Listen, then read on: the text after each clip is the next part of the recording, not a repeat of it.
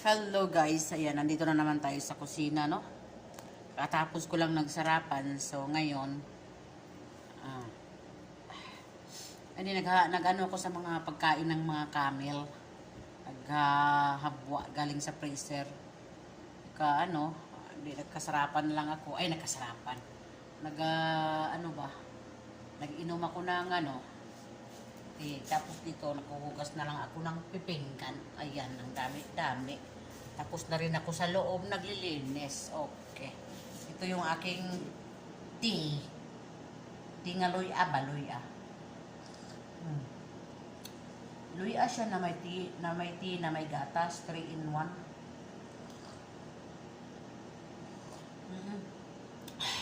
Para mananam siya, dahan-dahan lang mag-inom. Dahan-dahan lang mag-inom para magnanam ba.